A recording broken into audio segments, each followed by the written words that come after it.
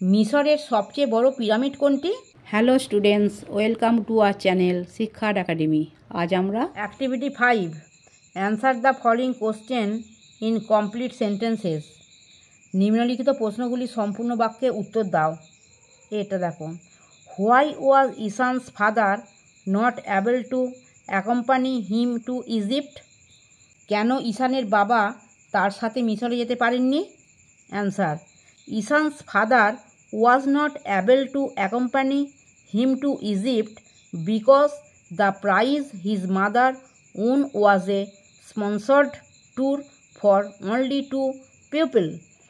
ঈশানের বাবা তার সাথে মিশরে যেতে পারেননি কারণ তার মা যে পুরস্কার জিতেছিলেন সেটি শুধুমাত্র দুজনের জন্য একটি স্পন্সর্ড ট্যুর ছিল।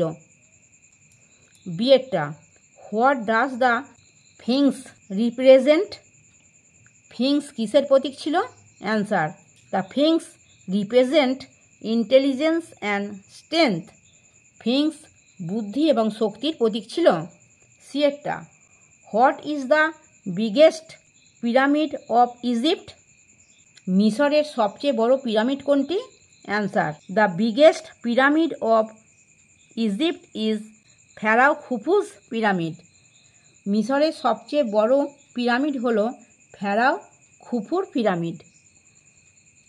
ডিয়েরটা, why was Ishaan's mother surprise when she returned to her সন? ঈশানের মা যখন তার ছেলের কাছে ফিরে এলেন তখন তিনি কেন অবাক হয়েছিলেন? Answer, Ishaan's mother was surprised because he knew so much about pharaoh and Egyptian history even though he dislike the subject before. ঈশানের মা অবাক হয়েছিলেন কারণ সে ফেরাও এবং মিশরের ইতিহাস সম্পর্কে এত কিছু জানত যদিও সে এর আগে বিষয়টি পছন্দ করতেন না।